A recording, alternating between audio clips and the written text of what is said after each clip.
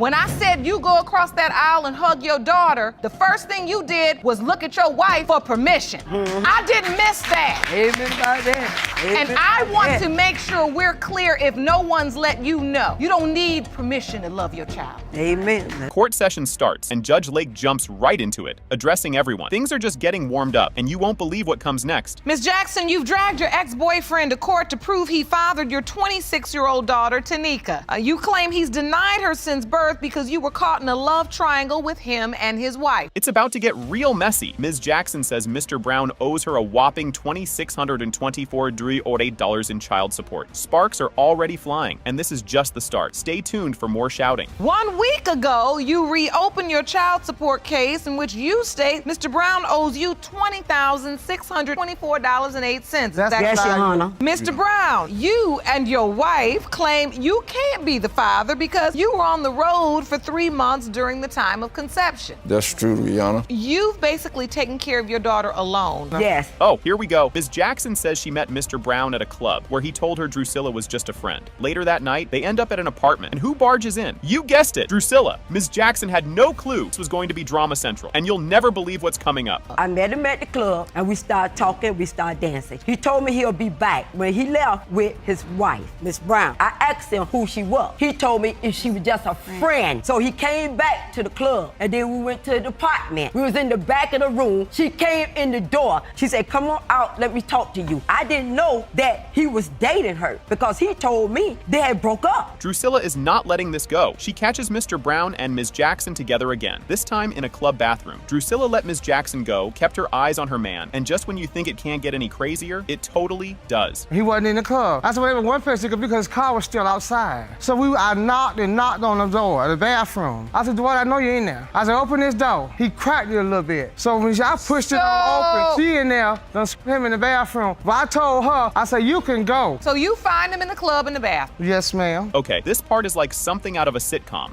Drusilla comes home and hears noises coming from her closet. You can just feel Drusilla's frustration as she realizes Mr. Brown is still fooling around. And if you thought this was wild, there's a lot more coming. When I got to my apartment, I unlocked the door with the key. So at that point, I heard my closet door slide open. When I got inside, I went right to the closet, opened the door. She stayed up there naked, had my man in my house. So even, he kept fooling around with her, like you say, going back and forth. So you knew that he kept an affair going with her? Yeah, off and on, yes. Mr. Brown finally admits he's been with both women at the same time, unprotected, but he's also throwing shade, saying he saw Ms. Jackson with another man, so he doubts he's the dad. This love triangle is a total mess, and it just keeps getting messier as they go deeper into the story. Were you sleeping with both of them without protection? Yes. So why do you deny that Tanika is your daughter if you know you've been with this woman over a span of time? I've seen too many things happen. Like one morning, I thought she was at work. Come to find out, she was out with another man. Things are getting juicy. Ms. Jackson presents a birth certificate saying Mr. Brown is Nika's dad, and Drusilla and Mr. Brown are not having it. This isn't just a paternity case. It's turning into a full-blown mystery, and everyone's hanging on to see what'll pop up next. I have proof that Mr. Brown signed my birth certificate. I'd like to see that. That's the birth certificate. That's a fake, Your Honor. That is a fraud. Her mama been lying to her. So wait, on this birth certificate, it named- does say Dwight Stanley Brown. He named didn't me sign and that. he spelled the name. He was with me doing a tag Spelled that my birth name and named me. This Now, I second do birth not certificate. see a signature on this birth Because certificate, he did not though. sign Because it. I ain't signed it. Drusilla is spilling more tea. She says she tried for years to get Ms. Jackson to agree to a DNA test, but Ms. Jackson always dodged it. It's a total blame game, and Drusilla's got receipts, so you know it's about to get even spicier. She don't let me keep calling me. That's an insult about DNA testing. Every time we true, ask Your for something. Same thing in 1992. Okay, then we went to Ms. Jackson again. Went up to the lab again to get a DNA testing. I paid my money.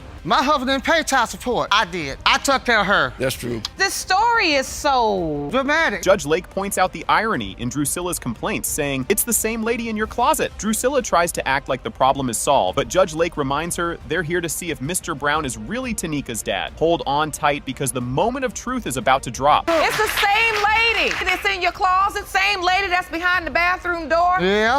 It's the same lady. But that doesn't mean that Tanika is not your husband's biological That's all child. I ever wanted to know, Your Honor. Well, that's his daughter. That's why we're here. Yes, ma'am. Round the envelope, please. Yes, ma'am. This is it, the big reveal. Judge Lake opens the DNA results, and yes, Mr. Brown is confirmed to be Tanika's dad. Emotions are flying everywhere, but don't leave yet. There's still one more twist. It has been determined by this court. Mr. Brown, you are her father. Jesus.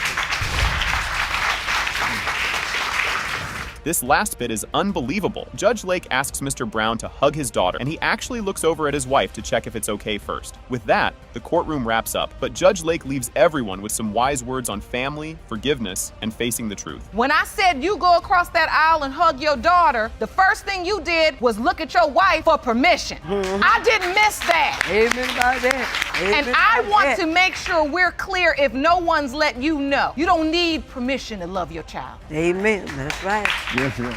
All right, Folds. Things get wild right from the start. Miss Jackson tells everyone she's here to confront her husband's mistress and prove this baby isn't his. You can already feel the tension, and we're only getting started. Miss Jackson, you say you're here? The mistress stands her ground and says she knows the baby is Mr. Jackson's. With the audience hanging on every word, you can tell this show tea on how she found out about the affair. And wow, it's juicy. Trust me, this argument is only getting messier. If you thought this story couldn't get more awkward, wait until you hear how Mr. Jackson introduced his wife. Miss Jackson claps back, pointing out there's a big difference. In surprising us, she says she spent nearly $900 on stuff for the baby, even though she doubts the baby is her husband's. This Miss Lipscomb, when you had the baby, was he at the hospital? Did he cut the cord? He can cut the cord, but he was there. Acknowledged paternity.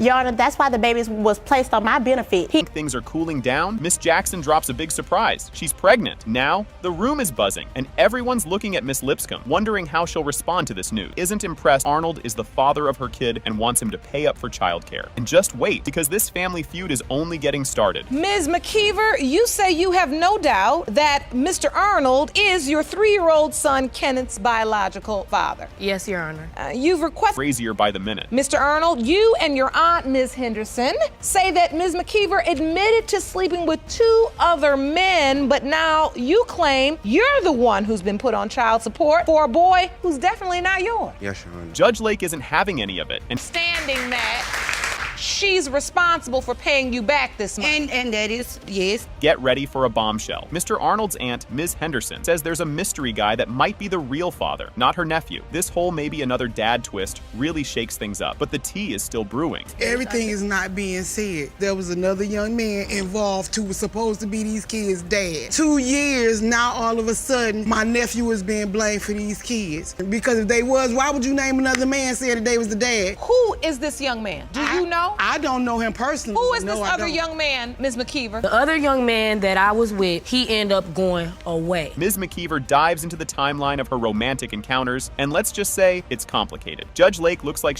That the window of conception was about 24th of December to the 31st. Yes. You say you were intimate with the And the DNA test came back, it said 0%. But you- So what I did was... Do you have any evidence of that test? and it's clear Mr. Arnold needs to get it together before it's too late. So now you're here. Even if it's determined that you're not this child's biological father today, that does not change the legal issue you're faced with, is that you have been named this child's father by default for failure to show up. And then go from there, and there's no guarantee. Do you understand this? Yes, Your Honor. Here we go, the big moment everyone's been waiting for.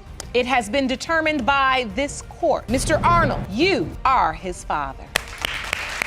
Step up, baby. Just step up. Okay, this case is about to get messy. The courtroom kicks off with the case of Tisby versus Quarterman, where Ms. Tisby believes Mr. Quarterman is the father of her daughter, Jordan, and has been dodging a DNA test. You can already tell this one's going to be full of wild twists and turns. Ms. Tisby, you were in love with the defendant and claim he has been ducking your request for a DNA test for your daughter, Jordan. You and your mother say he better step up and be a daddy when today's results prove what you've always known, that he is Jordan's father. Right off the bat, Mr. Quarterman throws some serious shade. He claims Ms. Tisby only shows up to ask for money and doesn't believe he's the dad. This is just the beginning, but you can already feel the room heating up. Mr. Quarterman, you say the plaintiff is delusional and is only trying to use you for money, and when the results reveal you are not her child's biological father, you want her out of your life for good. Correct. Mr. Quarterman, you say she's using you for your money? Anytime they come around, it's about money. Yes, ma'am. Now it gets even more awkward. They can't even agree on what their relationship was. Ms. Tisby Tisby says they were together, and he even said I love you, while Mr. Quarterman claims it was just a casual fling. This whole were we or weren't we thing has everyone scratching their heads. I felt like we was in a relationship because basically he was coming around the whole time. He even told me he loved me, so. That sounds like a relationship. You honestly, love her, you I come around all the time. I have love for her, but not in love with her. She came about in a time in my life where, you know what I'm saying, I was kind of down and out, and me and her both was helping each other. The baby situation came about, you know, and I told her from the beginning since it was another guy. And then, boom! Ms. Tisby's mom takes the stand and makes things way more dramatic. Just when you think it's all cleared up, a new twist jumps in. No. So wait a minute, you'd pick him up and bring him over to your house? I bring it to him. We stayed next door to each other. We had a two-stair house. She stayed on one side of the house, and I had my own house. Basically, at night, he creeped at night. And sometimes I seen him sometime in the daytime, but he basically was staying there at night. Things get real emotional as Ms. Tisby talks about Jordane's birth and some truly heartbreaking stuff. Emotions are running high, and it's clear this story has layers on top of layers. When Jordan was born, Mr. Quarterman was there or not there? No, he wasn't. When I was pregnant, I told him everything. He came when I was pregnant, holding my stomach and everything, doing all that. But now she's not yours. Tell me about the birth. On the 16th of April, I had her. On the 17th, they told me to come in the hospital because my little girl passed away. Just when you think you've heard it all, Mr. Quarterman pulls out the Facebook proof. The judge and everyone else can't believe they're looking at Facebook evidence in court. Who knows what's next? But she had posted some things online, asking, you know, I guess Facebook about am I the father or not. What are you submitting to the court, sir? I guess a Facebook post, she was asking Facebook, do I look like the child or, you know, whatever the case. It's a split screen of baby Jordan. Yes, ma'am. And you. And she writes, do she look like him, yeah or nah? For us to be in a relationship and everything like that, that is a booking photo for when I got arrested. Get ready for the they totally look alike argument as Ms. Tisby's mom brings out baby photos. The courtroom's buzzing, and everyone's waiting to see if this who looks like who thing will actually help. What evidence did you bring, ma'am? Let me see. 2 baby pictures. And one thing about it, Your Honor, just let me speak. I understand what he trying to say, but if you lay with somebody, you got to pay the cost. Y'all laid together, y'all stayed together, y'all been together. You could deny what you want to deny, but like I said, now when this baby come out to be yours. Now things go from heated to about to explode as everyone argues. It's getting wild in here, and all eyes are on Judge Lake to see what she'll say next. And that's why your daughter just handed up this particular evidence. The first picture is a picture of Mr. Quarterman as a baby, and then the next picture is a picture of Jordan. You feel like they look exactly alike. Yes, ma'am. And you say even his family members say. Yes, Both his of mother. Yep. His mother said it. You see that little girl there? That's a princess. She everything to me. And here it is, the big moment. Judge Lake opens the DNA results and drops the bomb. It has been determined by this court, Mr. Quarterman, you are not the father. What? Huh. Shantina. All right, this story is wild from the jump. Mr. Clark is suing Ms. Bailey to get a DNA test to see if he's the dad of her baby, Vanique, and wants $1,560 for some clothes she allegedly torched. This courtroom is about to get messy, folks, and we're just getting started. Mr. Clark, you were suing the defendant for a DNA test and for $1,560 for damages you claim she caused to your property because you deny paternity of her 2-month-old daughter, Vanique. You say today you will prove you are not Vanique's father. Yes, Your Honor. Yep, you read that right. Ms. Bailey straight up admits to burning his clothes. She says she was 7 months pregnant, mad as a hornet, and couldn't handle that he left her for someone else. So she decided his clothes needed to go up in flames. But this bonfire is just the start of the drama. Ms. Bailey, you say you were on fire when Mr. Clark left you for another woman while pregnant with his child. Yes, I was. You are 100% certain he is your daughter's father. Additionally, you are countersuing Mr. Clark for $300 for half of Vanique's child care expenses over the last 2 months. If you thought this was just a breakup, Mr. Clark's cancer diagnosis takes this story to a whole other level. They're hanging on to that maybe with all they got, but we all know there's more drama coming. During this relationship, started growing up big, like it was a big tumor on the side of his neck. And so we went to the hospital, he found out he had cancer. He started his chemo sessions and everything, but before then... And you all were together when this happened? Yes. They said, are you guys interested in having children? And we both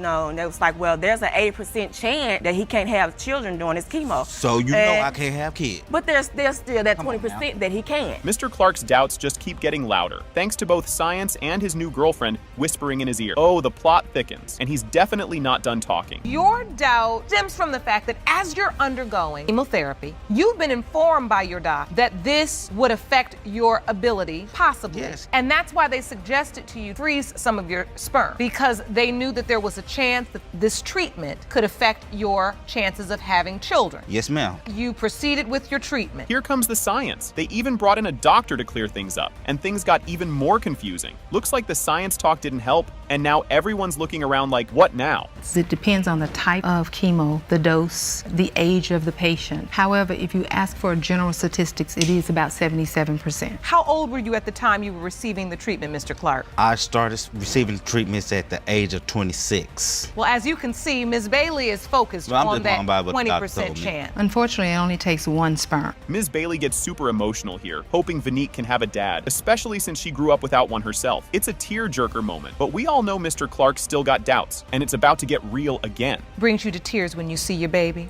Yes. Why? She just needs a father. And you really want that for her? Yes. I want you to take me to the birth. He was there. He cut the umbilical cord and everything. Really? So you were Now present from for the there. birth, Mr. Clark? Yeah, I was there. She was too. Really? Did you sign the birth certificate? No, I was gonna sign that birth certificate, and she gave the baby my grandma's name and my last name. Now it's money time. Ms. Bailey pulls out receipts showing she spent $600 on diapers, wipes, and formula in just 2 months, and she wants Mr. Clark to pay up. But trust me, that's far from the last argument we're gonna hear. You've submitted receipts to the court of the expenses you've incurred thus far. Yes. As it relates to baby Vanique. About $50 a week on diapers, formula, and wipe. I bought her totaling car, about I bought her car $600. seat, everything she needed. Everything you paid for yourself. And Mr. Clark, you admittedly have not contributed anything. No, ma'am. And that's why your countersuit is for $300, half of $600. Yes. Now, Judge Lake doesn't mess around when it comes to burned clothes. He's got no problem telling Ms. Bailey she owes Mr. Clark $1,160 for turning his wardrobe into ashes. Ms. Bailey owes the money, but don't worry, the biggest shock is still on the way. So, because you willfully destroyed his property, I have to award him the $1,560 from his clothing that you destroyed. Judgment for the plaintiff. Moving forward. I think we're ready for the results. Burn no clothes no more. You all done? Yes. A lot of unfinished business here. I hope you're taking note, Miss Hudson. You quiet over there. Just poke, both of you, back and forth. You can't even get the result. Here comes the moment we've all been waiting for. DNA results are in, and it's a jaw-dropper. It has been determined by this court. Mr. Clark, you are not the father. I wanted him to be the father. I wanted him to be there. All right, folks, you won't believe what's about to go down in this courtroom. Judge Lake starts things off, introducing the case of Martin v. Pinner. Ms. Martin admits she made a big-time mistake around the time she got pregnant with her daughter, Royal Blue. Things are just heating up, and it's only the beginning. Ms. Martin, you admit to making a huge mistake around the time you conceived your daughter, Royal Blue. You claim that one moment of weakness will cost you your fiancé if you cannot prove today that he fathered your child. This relationship sounds like it's hanging by a thread. Ms. Martin shares that things are so bad that Mr. Pinner has moved out of the bedroom and now lives in the living room. The tension between these two is wild, and you can just tell there's more drama on the way. Well, at this point, me and Romeo have no relationship because of the paternity of our daughter. I made one mistake back in the past that he knew about, and now he's claiming that he knows nothing about it. The relationship is in turmoil. Yes, he completely moved out of the bedroom. Like, he lives in my living room. Oh, and here's where Mr. Pinner's side of the story kicks in. And trust me, it's not pretty. His trust issues are real, and this whole thing is starting to sound like a soap opera. She says that she let me know right away, but it was a month later after she found out that she was pregnant. No, that's true.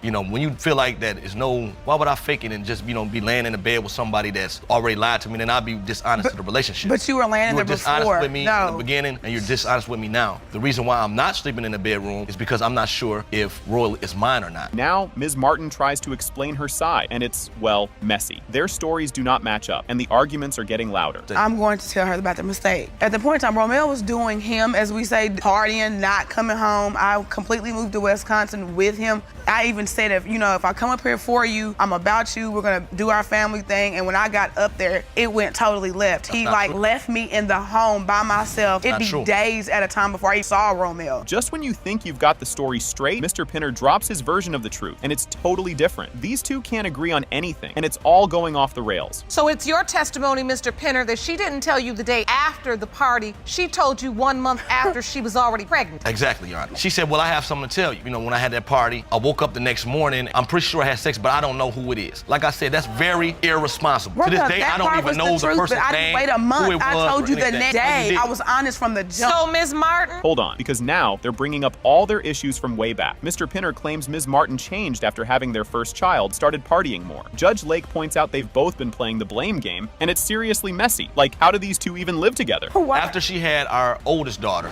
she changed completely. I guess she felt like she missed something. She started to go out partying, kicking it, in clubs. We got a child. You leaving me here with the child. I work and go to work and try to take care of my family and provide. You are turning this whole around. I have made my This mistakes. is your... Excuse me. You're not. I have made my mistake. But at the same point in time, we were supposed to work with it. Judge Lake isn't holding back here, giving some advice on why tit for tat never works out. The judge isn't sugarcoating anything, and you can feel the tension rising. She moves to a different state, following behind you. When she gets there, you still out and about doing things. He out hanging out, he don't want to come home, I'll start partying. We hear this too much. Now, thing I tell women all the time, we lose the tit for tat every time because you lose your senses and you do something stupid and you get pregnant.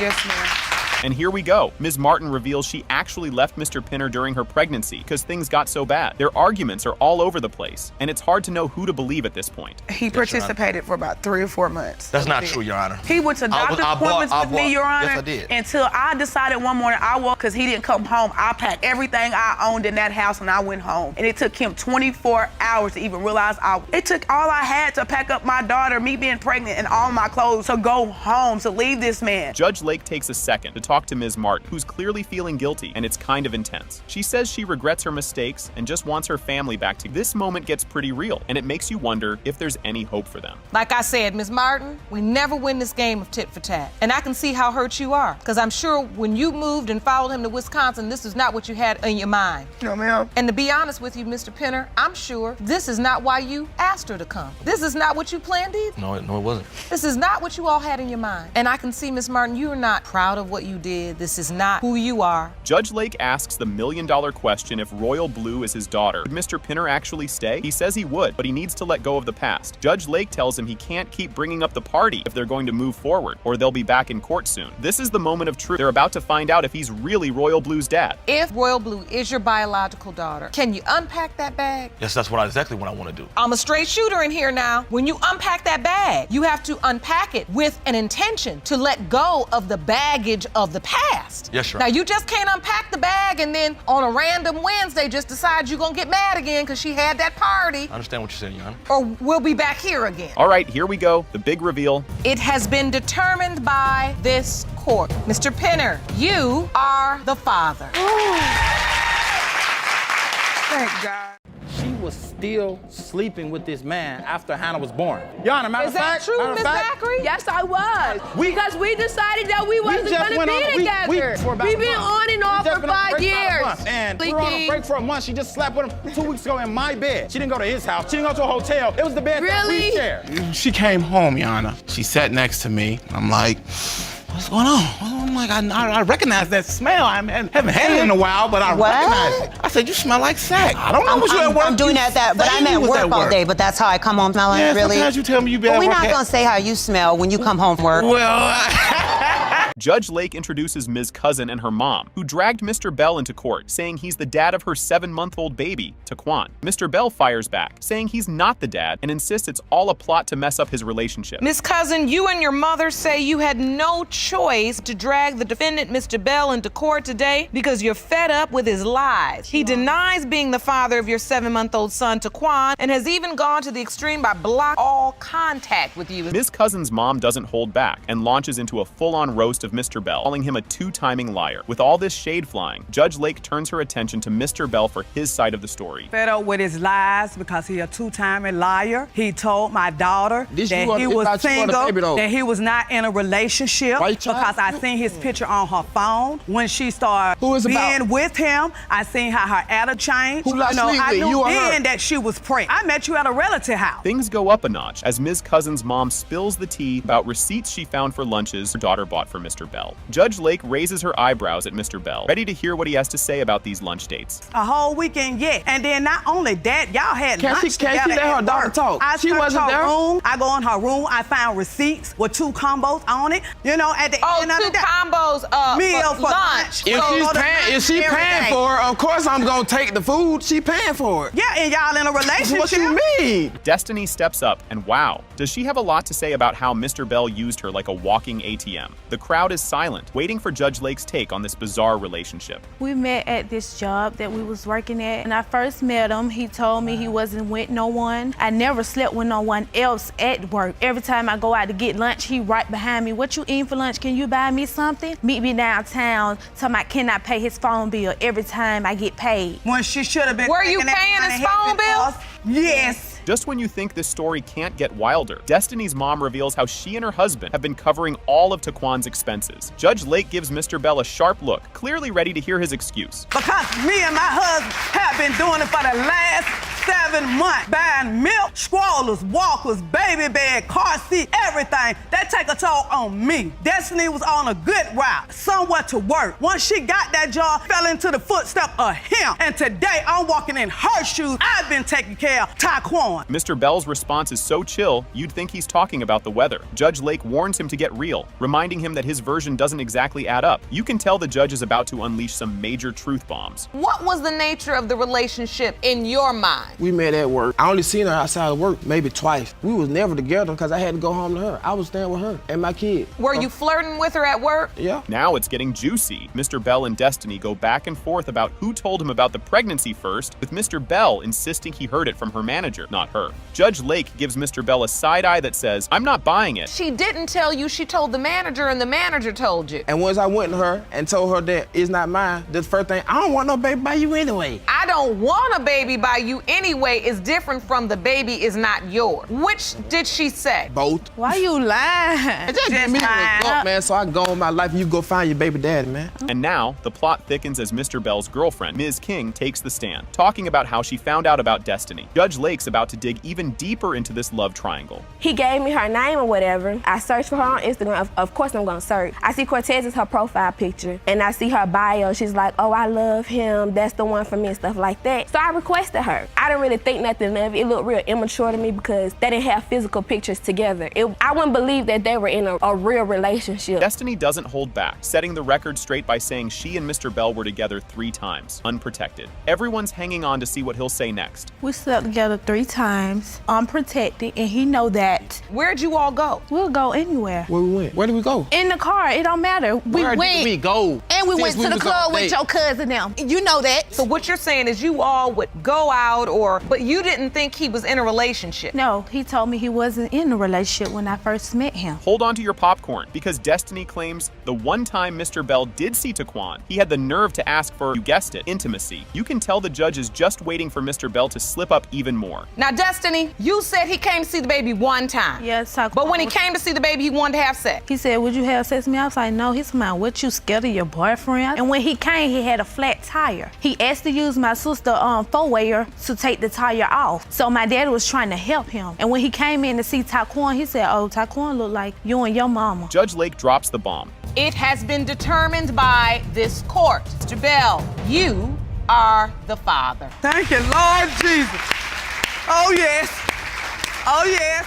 Right from the jump, this whole thing is just bananas. Mr. Barlow's got 8 kids, and he says they all look like him, except for one, little Jabril, who he sure isn't his. Oh boy, things are about to get real messy. Mr. Barlow, you say your 8 kids look exactly like you, but the defendant's son, Jabril, looks nothing like you. And that's because you're not his father, and you know who is. Here we go, things are heating up. Mr. Barlow starts dishing out details about all these shady calls he made to Ms. Winslow while he was away. where she kept saying the landlord was over. The back and forth is pure drama, and we're not even close to done yet. I believe she was sleeping with the landlord. You do? Yeah. And that's not possible, Your Honor. The landlord. Why do you believe that? What evidence do you have? While I was away, I would call all the time because I got a long past of infidelity. A very long so history. I left. When I went away, she said pay back some. Okay, plot twist. The landlord is suddenly super generous and things get weird. Ms. Winslow explains that the landlord let her move in without a big deposit because she'd gotten scammed by another landlord. This story's only getting crazier and Mr. Barlow's side-eyeing gets worse. What I went to do is get my lights cut on, and they told me that the place that I was trying to rent wasn't even rentable. Therefore, I'm driving around in a U-Haul with no place to go. I come across a landlord. I have no money. I just gave my $2,000 to a landlord. Okay, well, since you don't have anything right now, and I see you with your 3 children in a U-Haul truck, when you get the deposit back from the previous landlord, then you can start paying me. If you thought this couldn't get more awkward, welcome to Mr. Barlow's jealousy issues. Mr. Barlow's convinced something's up, and the way he's talking, it sounds like he's about to start a conspiracy club. You know what the real problem is, Your Honor? Mr. Barlow didn't know what the landlord looked like, so when he finally saw the landlord, he was like, oh, I thought the landlord, when he found out he was around our age, that's when his insecurities came in. I came home one time, I just popped up, right? I pop up one time, they crossing the street. I think the dude is a stranger because I ain't never met him yet. Now the plot thickens. Ms. Winslow drops a hospital mix-up bombshell. At this point, it feels like anything could be true in this saga. He doesn't look like me or Mr. Barlow, so now that leads me to believe the only way that this baby is not this man's child, he's not mine. I believe something happened at the hospital, and it would devastate me, Your Honor. I have a strong connection with my son. Now, if this boy isn't my son, that means not only do I have to find out. Judge Lake tries to wrap her head around the baby switch theory, and you can tell she's a little mind blown. You can feel the tension as Judge Lake walks out, and everyone's holding their breath for answers. It's about to get real. You pulled up research, and this is research that talks about the fact that there are about 28,000 babies that get switched at birth in the hospital every year. Now, sometimes that's temporary, but sometimes permanently. And you have so much doubt, not just surrounding the paternity, you're the child's mother because everywhere you go, people are asking you. Cue the dramatic return. Judge Lake announces that Ms. Winslow is, without a doubt, Jabril's biological mom, 99.999999% sure. So we finally have one answer, but Mr. Barlow's still on the fence. You know he's about to demand more proof. These results state that the probability of maternity is 99.9999%. You, Ms. Winslow, are Jabril's mother. That's all I needed to hear, Your Honor. And I can see you're truly relieved. It's a weight lifted off of my shoulder. Time for some backstory, and it's juicy. Ms. Winslow lets loose about their on and off 11-year relationship, mentioning that Mr. Barlow has fathered multiple kids with other women while they were together. Mr. Barlow's jealousy is on full display, but the way this story's going, there's still more to come. And I have never cheated on this man. I've been with this man for 11 years, off and on. He have not only had twins on me, but triplets as well. So it's not like a little simple thing like he hasn't done anything to me. Yes, as a woman, I stand here with my backbone, and I've accepted all of his wrongdoing. Now things get official. Ms. Winslow whips out the birth certificate with Mr. Barlow's signature on it. That signature makes him legally responsible, whether or not he's the bio dad. It's getting intense, and you know it's all leading up to the big reveal. The birth certificate, Your Honor, that Mr. Barlow so gracefully signed. So, Mr. Barlow, this is your name? Yes, listed as the father on the birth certificate. Yes, it is. So I was there during the delivery. I was there to sign the birth certificate because there's no way for me to say this is not my child. I got 9 children, and out of those other 8 children, the moment everyone's been waiting for, DNA time. It has been determined by this court. Mr. Barlow, you are the father. Thank you. Thank you. Wow, this is about to get wild. Judge Lake introduces the case, Thomas v. Zachary, where Mr. Thomas wants a DNA test to find out if he's really the dad of little Hannah. And let me tell you, things are about to get messy real quick. Mr. Thomas, you claim you've been petitioning the court system for a DNA test for 15-month-old Hannah Thomas for more than a year now. Yes, Your Honor. Right out the gate, Mr. Thomas goes off saying he's been begging for this DNA test for over a year. He says he signed the birth certificate because he was tricked. Yeah, This dude's ready to bring some major drama, and it's only just beginning. Now, you've been notified that you will be paying support because you signed the birth certificate, but claim it was under false pretenses. Now, the court will decide whether there's reasonable cause to grant you a DNA test today. Oh, and here comes Ms. Zachary, already calling Mr. Thomas out. She says he knew all along he'd be on the hook for child support since she had to apply for help. She's got a totally different story, and you can just feel the awkward tension building. That is a lie, what he's saying. He knew that he was going to pay child support because I received a medical card. I also received cash assistance. I have to cooperate with child support in order to receive those assistance. Me and Rakaya were separated towards July. August, we got back together, towards the end of August, into September, she told me I feel pregnant. And we went to buy like maybe 4 or 5 pregnancy tests. Mr. Thomas thinks he's got the timeline all figured out, saying he and Ms. Zachary got back together, and soon after she told him she was pregnant, he figured, hey, that's my kid. But oh boy, if only things stayed that simple. Now, I found out that I was pregnant September 18th, to be exact with you. I went to that doctor's appointment and I came home. I handed him the papers. This is my results at the doctor. This is my proof of pregnancy. No, Your Honor, I never received any paperwork, Your Honor. She said she was between 3 to 5 weeks. We got back together in August. We were having a lot of makeup sex, you can say. So I'm like, okay. Now, here's where Mr. Thomas starts getting real suspicious. He says Ms. Zachary started looking way too pregnant for the timing she gave him. Things just weren't adding up for him. But little did he know, this was just the start of his head-scratching moments. So you're doing the calculation in your mind and you say if baby was conceived in August, then... More than likely, I didn't have any doubts that it was my baby. After a couple months, I'm looking like, wow, she's getting kind of big, kind of fast, She's, 5, 6 weeks. What's going on? Okay, so this doctor's visit really sends Mr. Thomas's brain spinning. He sees paperwork showing she's further along than she told him. And he's like, hold up, those dates don't match. But hey, it's about to get even weirder as they keep talking. Went to the doctor, maybe probably was about 3 or 4 weeks later, and he was telling me like, look, you need to be honest about smoking cigarette. Here's her paperwork. And he showed me the paperwork and it said 15 or 17 weeks or something like that. I'm like, hold on, wait a minute, y'all. No. Yes. The doctors asked her, told her, encouraged her to stop smoking, but you also gotta look at the paperwork. Now let's talk about that break. Mr. Thomas is all, a break doesn't mean you start dating other people. But Ms. Zachary's like, yeah, that's exactly what a break means. These two clearly need a dictionary, but wait till you hear what Mr. Thomas says next. Break for us is, I'm leaving out the house, I'm gonna go to my parents' house for a while, or you leave and you go with your mom or something like that. No, that's not a break. That was a break between us, and we were always back together within a month's time. So it was still no excuse. A break is not an excuse to go sleep with someone and have a child by someone else at all. Oh boy, this part's a doozy. Mr. Thomas says he signed the birth certificate after they had a secret deal. If her other guy stayed out of the picture, he'd keep things quiet. Not exactly the recipe for family bonding, huh? And then you signed the birth certificate when you were at the hospital. He had her sister come get the children. I came up to the hospital. I was with her the whole night, all until she had the baby. I was there. It was no problem. This was the agreement from the beginning. If the guy that I believe is Hannah's dad, if he didn't have any part, anything, I would sign a birth certificate and Hannah would never know a thing. This would be the biggest family secret that we ever had, and I had no problem with that. Hold on to your popcorn, because this is where it gets even messier. Mr. Thomas drops the bomb that Ms. Zachary recently saw her other guy and even brought him to their shared home. Just when you think it can't get crazier, Ms. Zachary has something to say that'll make your jaw drop. She was still sleeping with this man after Hannah was born. Your Honor, matter of fact, is that true, Ms. Zachary? Yes, I was. Because we decided that we wasn't going to be together. We've been on and off for 5 years. And we were on a break for a month. She just slept with him 2 weeks ago in my bed. She didn't go to his house. She didn't go to a hotel. It was the bed that we shared. Enter Mr. Hill, Mr. Thomas's uncle, who just adds fuel to this blazing fire. He says he doesn't think Mr. Thomas is the dad, and even claims Ms. Zachary once showed him a picture of the real father. It's like a soap opera at this point, and Mr. Hill isn't done stirring the pot. I don't think that he is the father of Hannah. You don't? And the reason why is because she just don't look like him. And another reason, one time me and, Rakaya was hanging out in the house. They had got into it.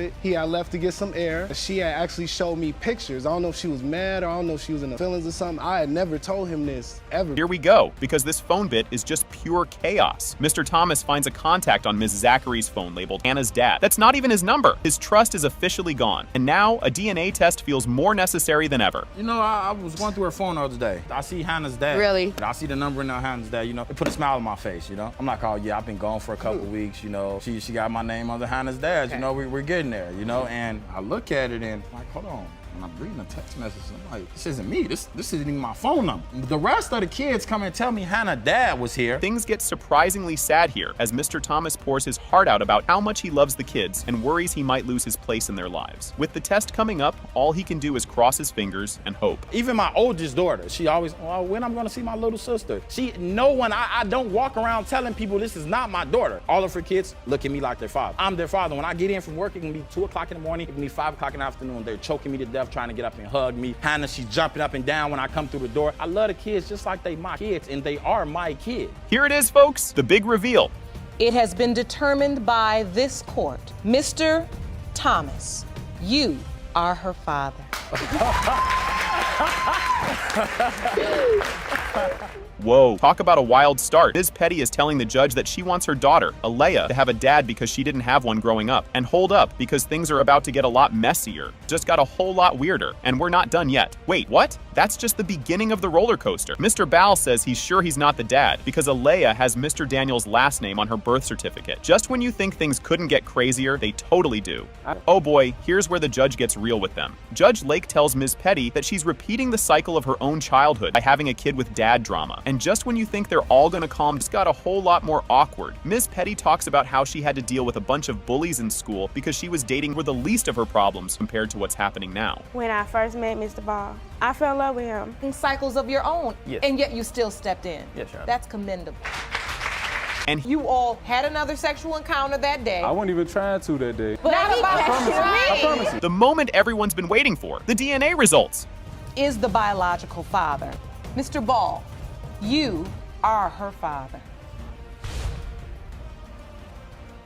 Now here's the kicker. Mr. Richardson signed the birth certificate even though he wasn't even sure he was the dad. She's saying he had every chance to back out, but now he's regretting it. Things are about to get even more awkward. Mr. Richardson, you claim you made a huge mistake. You signed the birth certificate of the defendant's 2-month-old son, DeMarlon, even though you doubt you are his father. You want to prove your case before you end up paying child support for a baby you know isn't yours. And here's where it starts getting hilarious. Mr. Richardson says he had doubts because the baby looked, well, way too light. Judge Lake reminds them that looks aren't everything, but Mr. Richardson is still side-eyeing the whole thing. You won't believe how they met. When I saw the baby, he was so white. He looked like a Mexican or something. He was just real light. Mexican, that doesn't matter. Children come in all shapes and sizes, and he just spent 9 months or more in the womb. That's true. Yana, you gotta realize, when I was dating her, she was very sneaky. Believe it or not, this whole situation started in a club of all places. Mr. Richardson remembers meeting Ms. Robbins there, and right off the bat, she told him she was married, but kind of hinted she'd be open to hanging out. Now, they're bringing up the night DeMarlon was conceived. I met her at a club, came, approached her, didn't think she was gonna give me the time of day or nothing. So he pursued me. You're right about that. I did pursue you. For a long time. And we got to talking, and then she told me, she said, I'm married, but I'm willing to maybe see you or something, play around with you. Things get weirdly specific as Ms. Robbins describes the night they think they made DeMarlon, a night she calls a blessing for her new home. The judge is just trying to keep a straight face at this point. Wait till you hear about the pregnancy test. Is DeMarlon's biological father? No doubt. And I know that, like, the night we conceived, it was me and him. I remember a lot. He doesn't even remember, like, people's names, his middle name.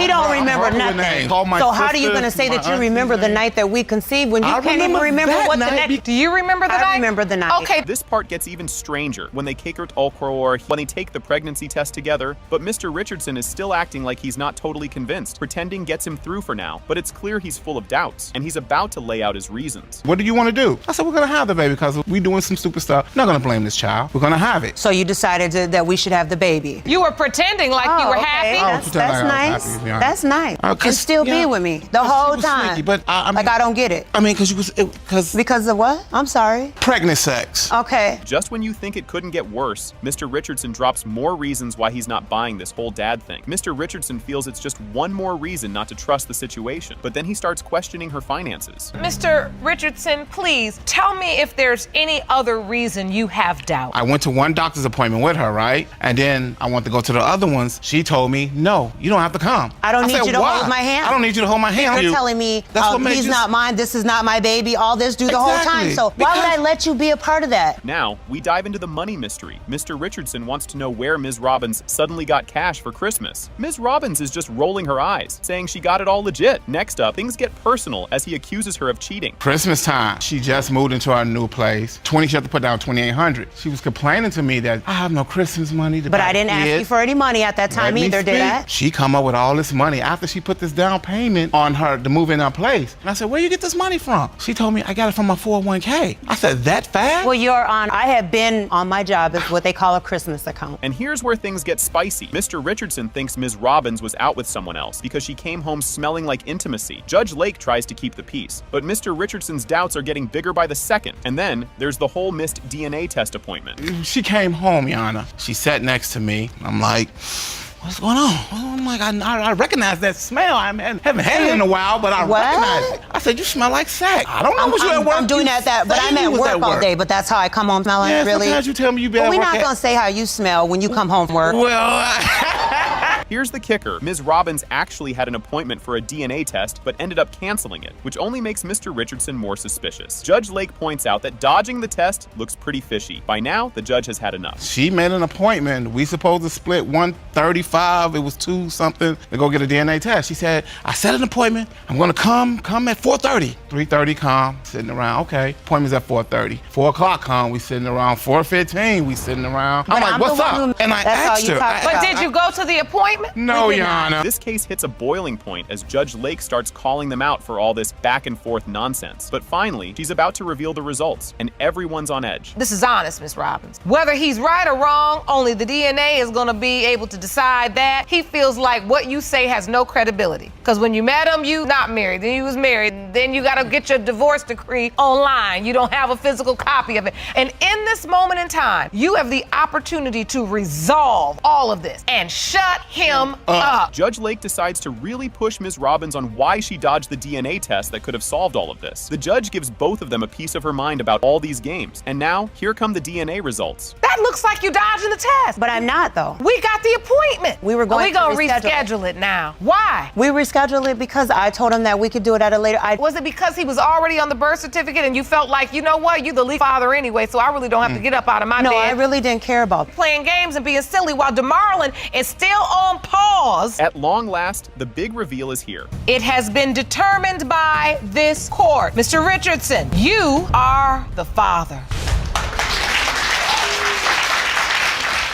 You won't believe this? Stay tuned as this is about to get seriously messy. Mr. Andrews and his mom are suing Ms. Corbett, saying she faked his signature on their kid's birth certificate. And trust me, it's just getting started. Mr. Andrews, you and your mother are in court today suing your ex, Ms. Corbett, for paternity fraud because you claim she forged your signature on the birth certificate of her 5-month-old son, who you believe is not your biological son. Things are heating up as Mr. Andrews spills the tea on the day of the baby's birth, and you'll want to see who jumps in next with their side of the story. Day of the birth, I cut the umbilical cord. I requested a blood test. I stayed at the hospital for like 24 hours, and the following day I ended up leaving to retrieve a car seat. I didn't sign nothing. You claim somebody put your name on the birth certificate. Yeah, obviously. No, it's no way possible for me to just put his name on a birth certificate. The only reason why he's saying that he did not sign the birth certificate is because his mother told him not to sign my child's birth certificate. If you thought things couldn't get wilder, think again. Mr. Andrews throws out a big one, accusing Ms. Corbett of, well, seeing the whole neighborhood. Judge Lake steps in, telling everyone to keep it respectful, but we all know it's about to get even juicier.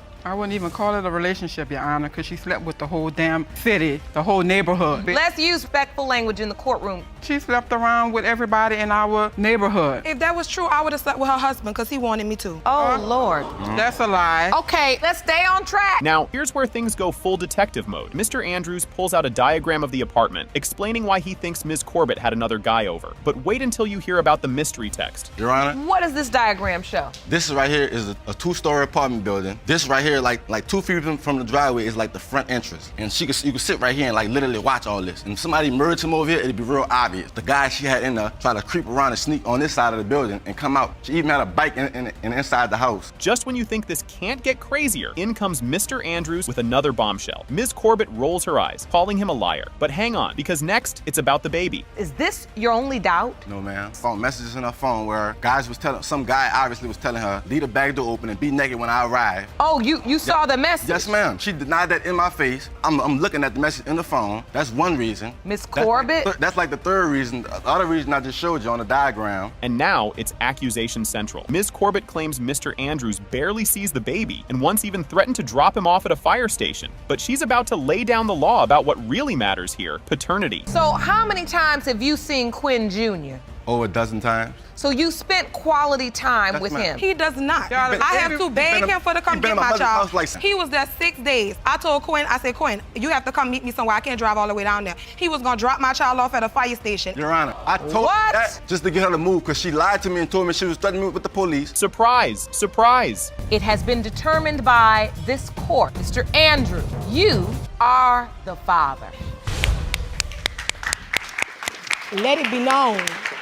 Those first week or two, we had sex like 4 or 5 times a day. So you had it in your mind that if I get my wife pregnant, she'll stop stripping. Kind of like how she just said, I'm gonna strip and I'm gonna do whatever I want. That's what I'm gonna do. I said, oh really? Okay, I'll give you a 9-month break on me. I mean, so. Things kicked off wild, and it only got crazier from there. She's certain his denial is all because of his girlfriend's influence. This sounds simple, but trust me, it's anything but. Ms. Caples, you say you are 100% certain that the defendant is your 15-month-old son, Jasion's biological father, and today he's going to put his name on the dotted line right in front of his girlfriend. The relationship status was about as confusing as it could get. You'd think things would be easy after that, but wait till you hear what's next. What was the nature of this relationship? To be completely honest, Your Honor, me and Mr. Harris, we were never in a relationship. Okay. Let's clarify that now. We were just sleeping together. That's pretty much it. Were you in another relationship? No, I was not, no. I wasn't. You find out you're pregnant. Obviously, you weren't using protection if there's a question that he's biological father. Yes, Your Honor. And right when you thought you'd figured it out, another guy pops into the story. Miss Caples admits she did date someone else, but it was after she got pregnant with Jason. This timeline is all over the place. So who's this other guy that was in the picture? After me and Mr. Harris were done and over with. You were already pregnant at the point you started dating the other man? Correct. And I have an exhibit if I could show you. Absolutely. Please step over to the podium. Thank you. As you can see, my son Jason was born January 9th, 2016. Me and Mr. Harris were intimate for 9 months, all the way up until May, the beginning of May. If you thought things were weird before, now it's exhibit a time. But Mr. Harris is like, maybe? Since he was apparently seeing other women too and doesn't remember the exact dates. I mean, could this case get any messier? Mr. Harris, if you don't remember whether or not you were with her, is it because you were involved more than one woman? So that's why you really can't say for certain who you were with on what date. Now, Ms. Caples, I have to ask you, were you involved with more than one man? No, I was not, and he did not tell me that he was dealing with other women while me and him were talking. So I did not know that he was playing the Men usually don't tell you. They want to keep She getting went through my phone and text other women back. This part, total shocker. Just when you think you've heard it all, the story somehow gets even more awkward. When we contacted Mr. Harris and told him that Ms. Shatera Caples summoned him for a DNA test, he said, I don't know who you're talking about. I said, Muffin? That is correct. I'm pretty sure I told him my name. Would you remember Shantira or would you remember Muffin? Would I go by around town? If you having sex for that many months with the same person without using any protection, you gotta at least know their name. Just when it seems like it can't get worse, we learn Mr. Harris wasn't there when Jason was born. You'd think things couldn't get more uncomfortable, but oh, they do. Did he get to come to the delivery room? He didn't have a ride, Your Honor. He didn't have a ride? Have a ride No, to the hospital. I was at the work when she delivered the baby. The next morning I came up there and I looked at him. He didn't look like me at all. No, he does and not. I had my doubt. I had been had my doubts, but like I say, everybody around town says that she goes around saying it's another guy's baby. Did you sign the birth certificate? No, I did not. Because you did not want to, or you were not even asked? And here's where the cringe hits max level, as if things weren't heated enough already. Hold on, what is this about the hospital room, Ms. Caples? She was undergoing surgery, getting ready to have my tubes tied. That is my job. Your Honor, as a woman, I would not want to be in a room with a woman that's having my boyfriend's baby. Okay, so you were the patient. You work at the hospital, right? Yes, ma'am. And then that was where they told you your station or where you were supposed to be? You were assigned to that? Today, we got our stuff to do. Yes, ma'am. Things got intense as Mr. Harris admits he wasn't so sure Jason was his son, thanks to rumors and Miss Caples' comments. Now, everyone's on edge to see if he's the dad or not. Have I heard all your doubts, Mr. Harris? A lot of people around town telling me it's not mine. Let's say that's her words. People are telling you if he's not yours. Then she even says he's not yours. Keep pushing me away while I'm trying to be there for the child. But you don't think it's he's kind yours, of like he's not. So why would I keep? That's why I don't want to include you. That's the reason for that. You don't think he's yours. All right, that's what we're here to solve today. That's exactly why this courtroom exists. The moment moment finally arrived and the tension was through the roof. Judge Lake reads the DNA results. Mr. Harris is not Jason's father, but Judge Lake isn't done with them just yet. She's got some parting wisdom. It has been determined by this court. Mr. Harris, you are not the father. Thank you. This case kicks off with a wild claim. Ms. Bailey, along with her daughter, is suing Mr. Parker, her daughter's estranged husband, for a cool $3,691.50 in childcare costs. And believe me, it only starts getting juicy. Ms. Bailey says Mr. Parker ditched her daughter when she was 16 weeks pregnant, leaving her to fend for herself without any help. And trust me, the accusations only get weird. Things are heating up. Mr. Parker claims Ms. Bailey's daughter neglected him, saying she refused to feed him and made him feel worthless. And guess what? The drama's just getting started. The last few days there, Your Honor, she told me that I wasn't worth nothing, I was not allowed to eat, that I was not allowed to be a part of this family. That's a lie. Just when you think it can't get any stranger, Mr. Parker claims Ms. Bailey's daughter put a padlock on their bedroom door to keep him out. But wait till you hear what Mr. Parker says next. Couldn't get any wilder. Mr. Parker insists he was kept off the baby's birth certificate, which he says proves she's hiding something. And just when you think you've heard it all, Mr. Parker's mom steps in. It's family drama time as Charlotte Perez, Mr. Parker's mom, testifies, accusing Ms. Bailey's daughter of leaving Mr. Parker at her house anytime she needed a break. Judge Lake's patience is about to be seriously tested. My son, they had one car that he bought, so she would have a car for her and these children. He was able to buy that car because he claimed me and my child on his tax. But it don't do no good if you don't work, stay on welfare and food stamps. You know, all right. This whole scene has turned into pure chaos, and Judge Lake has had enough. You won't believe this whole thing kicks off with Ms. Richardson coming in strong, saying she and Mr. Smith were all in, trying to have a baby on purpose. Buckle up, folks. This one's gonna be a ride. Ms. Richardson, you say you were in an exclusive relationship with Mr. Smith and even tried to have a baby together. But after you conceived your daughter, Kalani, Mr. Smith started denying your baby. Yes, Your Honor. You intend to prove he is the father today. Okay, things get even crazier as Ms. Richardson says Mr. Smith actually begged her to have a baby with him because he thought he might not live long. This wild story is just getting started, and believe it or not, it's about to get even wilder. Around the time we were together for about 8 months, he had told me he was in a situation where he didn't know if he were going to live a long time, so he had said he wanted a child with me. Me being young and dumb and I was actually in love with him, I agreed on it. We were together. I had left Job Corps, which he was still in. I left on the 28th. On the 31st, I had sent for him to come in town for the weekends. Judge Lake has zero chill and jumps in right away to give Ms. Richardson some real talk. You just know the judge is about to drop even more truth bombs. You cannot have babies by everybody you feel like you fall in love with. I can see, we about 3 minutes in, and I can see that you decided you had fallen in love with him.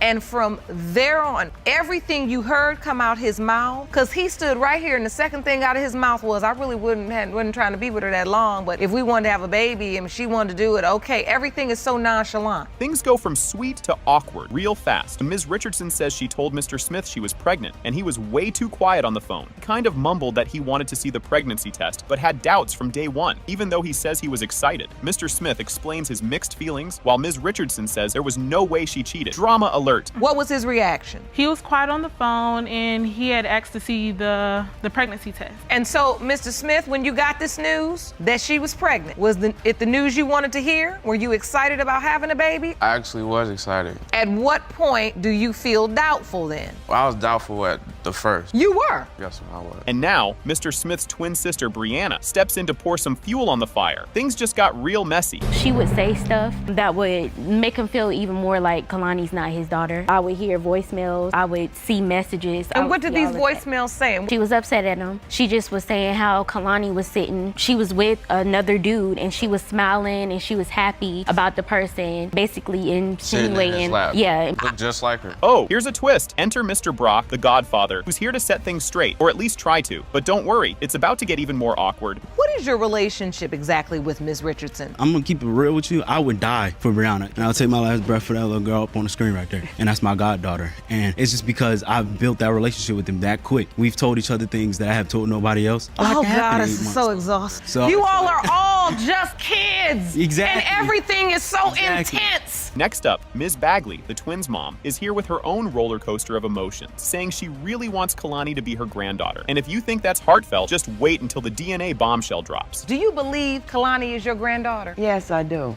They always did have problems, but I stayed neutral, because I didn't want to get in between not seeing her because I'm on my son's side, but he was holding the baby and kissing on her. I'm like, I don't even know this guy. Do my son know this guy? If you're a godfather, why we don't know you? Judge Lake calls for everyone to focus on Kalani, saying, all right, enough of this drama, let's get real. The room is silent as they prepare for the DNA results, and you can feel the tension. You all have all been through a lot, and because of that, you all are taking actions, like I said, that really don't support Kalani. And in this moment, let's all just refocus as we go forward to these results. Finally, the moment of truth. It has been determined by this court. The biological father is Mr. Smith.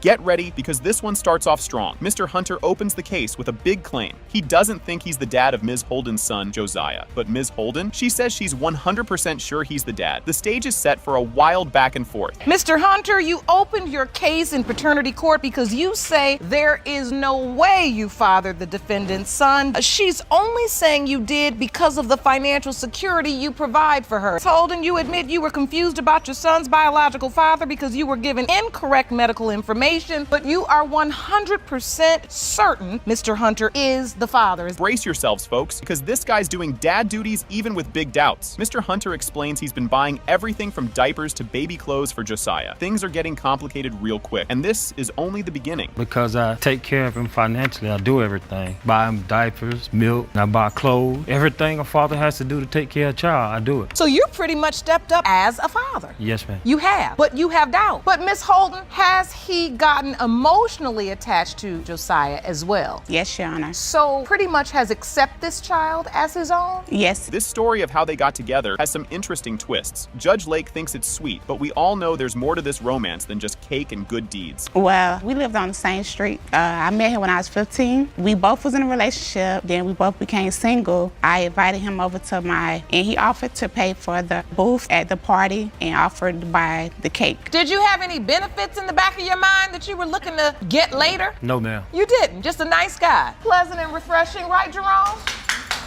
Hold up, they can't even agree on what happened the first night. Ms. Holden says they got cozy on her birthday, but Mr. Hunter says, nope, that didn't happen. If they can't even agree on this, it's gonna be a long, bumpy ride. So at what point did you all turn this platonic friendship into a sexual relationship? Did you what about dating? How did this happen? The night of the party, we both was intoxicated. Oh. I invited him over, Yeah, but that and night, one thing led to another. That night we didn't sleep. Yes, we did, Your Honor. So on the birthday night, you said you did have sex, and Mr. Hunter, you say you did not. Yeah, we did that night. Things are getting messy, folks. They argue about using protection. Hunter says yes, Ms. Holden says no. And wait until you hear about how she dropped the pregnancy news on him. So were you having sex with protection? No. Here we go. You all haven't agreed on one thing yet. Who said yes? She said no, I said yes, we were using protection. No, we wasn't. That's what we call reasonable doubt in a criminal court. So now listen, you're having sex. One says you're using protection, one says you're not. Are you having sex with anybody else? When Ms. Holden tells Mr. Hunter she's pregnant, it's pure drama. Just when he thought things couldn't get worse, she tells him there might be another dad possibility. Get ready for a bombshell about the birth certificate. So when you find out you're pregnant, you got one friend that you dating that Mr. Hunter is aware of, and now you've also made this friend, Mr. Hunter, into a sexual partner. When you get pregnant, who do you tell? Mr. Hunter. What happened? I called him over, and he came over, and I was so sleepy, and he was like, you must be pregnant because I'm sick. This is a real wait, what? Moment. Ms. Holden admits she put another guy's name on Josiah's birth certificate, even though Mr. Hunter has been the one paying for everything. And yep, we're about to dive into due date confusion. Did you put Mr. Hunter's name on the birth certificate, Ms. Holden? No, Your Honor. Did anybody bring a copy of that birth certificate? I have evidence. I'd like to see that. This is Josiah's birth certificate? Yes, Your Honor. Mr. Hunter, is that your last name under? No, ma'am. Whose last name is that, Ms. Holden? The other guy. The other guy.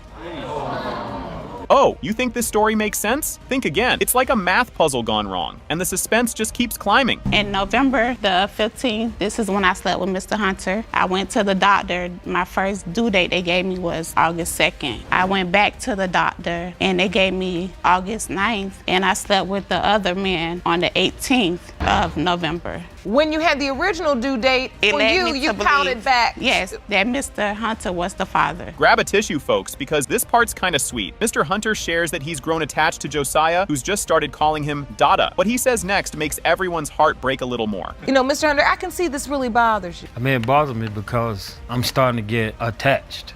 He recently just started coming to me, so. But you know this baby is coming to you because he thinks you are his daddy. Right. And you're starting to form a bond. I mean, he recently just started calling me Dada, so, you know. That's a beautiful thing when you hear a child say that. Ms. Holden opens up about her own past, and things get real. Judge Lake gives her a soft look, knowing what's at stake, and the audience braces for the DNA results. Because I grew up without a father. It affected me emotionally because I was into sports. I didn't have a father figure there to support me.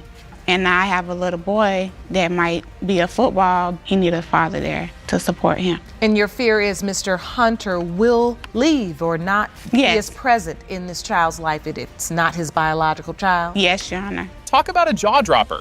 It has been determined by this court. Mr. Hunter, you are not the father. Nice. Oh boy, you're not gonna believe what you're about to see here. She's hoping to save their family by proving he's the dad, while Mr. Cottle says if he isn't, he wants his name off the birth certificate ASAP. And trust me, this is just the warm-up. Mr. Cottle, you say you're not a doctor, but when a woman is having sex with more than one man at the same time, the odds are against you. And once the results reveal you aren't the father, you want your name off the birth certificate. Just when you think it can't get crazier, Ms. Wolf talks about her ex, Lucas, cheating on her with her friend. So she took it as her sign to get back at him. Trust me, things are only heating up. We met on a dating site and I moved in with him about a week after meeting him. 2 weeks in our relationship, I invited my friend to come hang out with me. While I was sleeping, I woke up and I went to the bedroom door. The door was locked, so I kept pounding on the door for them to open it, and I saw my friend's underwear on the floor. So right then and there, I knew that they had sex, and then I asked them, was like, yeah, we did have sex, I'm sorry. Just when you think there can't be more people involved, here comes Mr. Chittum, Ms. Wolf's ex-boyfriend, who's ready to tell his side of this tangled story. If you think it's a lot now, wait till you see what's next. You were in a relationship with Miss Wolf first. That is correct, Your Honor. And you started a sexual relationship? Yes, Your Honor. And then she said she invited her friend to come, and you and the friend slept together. That is correct. So now how do you find out that Miss Wolf was then intimate with your friend, Mr. Cottle? One of my friends texted me. What did she say? She was pretty much denying it all. The judge pulls out some Facebook photos that make the whole thing even wilder. And yep, things just keep getting weirder from here. Is the court uncovered a couple of Facebook photos. Now this is you, Ms. Wolf, kissing Mr. Chittum. Yes. And on the bottom of that screen, which you can't see, you were a Dallas Cowboy fan. Yes, Your Honor. Then we uncovered this photo. This is you and Mr. Cottle in pretty much the exact same pose, but a different team, because this one says Seattle Seahawks. All right, so here's where things get real. Ms. Wolf tries to deny it, but the polygraph says otherwise, making Mr. Cottle wonder what else he might be missing. Just wait though, there's more to come. Mr. Chittum, you met with a certified polygraph expert and you were asked the following question. Did you have sexual intercourse with Ms. Wolf during her pregnancy with Zane? You said yes. The lie detector determined you were being truthful. Yes, that is truthful. Only up till I was pregnant and you knew that. Things take a cringe-worthy turn when Judge Lake reads some pretty spicy messages Ms. Wolf sent Mr. Chittum. Spoiler alert, it's about to get even messier. So this message was from approximately 3 weeks ago. Are you joking me? He does nothing for you? God, he got me so angry. Come blank me. It doesn't say talk, but it says come blank me. He answers why, and you answer I need blank. This next part has everyone in the courtroom's jaws dropping. Trust me, this story is one for the books. And there's still more to go. So, Ms. Wolf, why are you so convinced Mr. Chittum is not Zane's biological father? I have evidence. Oh, you haven't. This conception calculator indicates you were ovulating between the 22nd and the 27th? Yes, Your Honor. And you tracked this. I mean, it is I tracked possible it for and a woman. I planned it, yes. Oh, you tracked it and you planned it? Yes, because at the time I loved Lucas and I knew he couldn't have kids and I wanted us to have a family. It's time for the DNA reveal, and no one's breathing in this courtroom. Judge Lake opens the envelope, and guess what? It has been determined by this court. The biological father is Mr. Cottle. You are the biological father. Oh, buckle up, because this case is wild from the start. He's here asking for a paternity test to figure things out, but hold on to your popcorn. It's about to get even juicier. Mr. Threlkeld, you state that while you were out of the country serving in the military, your wife paraded around town with other men, and she has admitted to cheating multiple times. You claim you are not sure if you are the father of her third child, 18-month-old Liliana, and have asked the court for a paternity test. This story is so crazy it sounds made up, but here we go. While he was in Afghanistan, Mr. Threlkeld got a super random tip that his wife was stripping. And trust me, the courtroom isn't ready for what Mrs. Threlkeld has to say next. Actually, ma'am, I was overseas in Afghanistan. A soldier of mine came up to me and tapped me on the boot, said, hey, I need to go outside. We need to talk right now. Me and him got into some words, so I thought we were gonna, settle it. Well, it turns out his wife and my wife were friends, and she had found out that she was actually stripping as we spoke. At the time, the Internet Lounge got on Facebook and asked her, hey, is it true you're doing what I told you I didn't want you doing at all? Wait till you hear this. She says she wasn't doing anything wrong and only started exotic dancing because her husband wasn't bringing in enough cash. Her reasons don't really make it better, and you just know things are about to get even messier. First of all, we were done. He hacked my Facebook. He invaded my privacy. He looked into my stuff, into my messages. So that's how we found out. What did he find? There were messages, but actually, ma'am, see, she's gonna. No. That's already a lie. I got on there, and on the inbox, I see, oh baby, I can't wait to see you later on tonight. I had a great time with you. I spent together. It's been amazing. These are the messages yes, you're ma'am. seeing. And here's the part where they totally disagree on whether they were done or not. Just wait, because what he says next is about to make everything way more complicated. You thought your marriage was over. Stuff as it may be. Yes.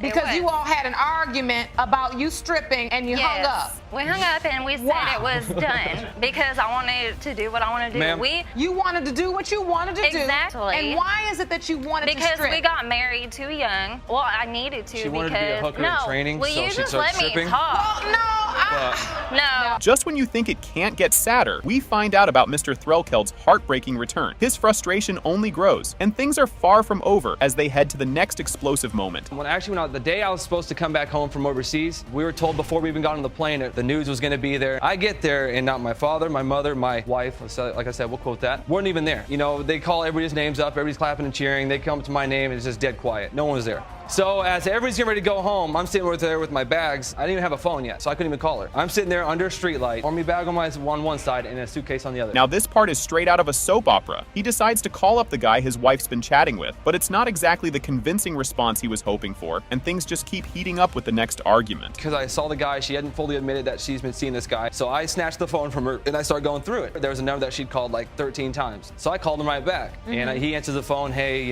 I said, who is this?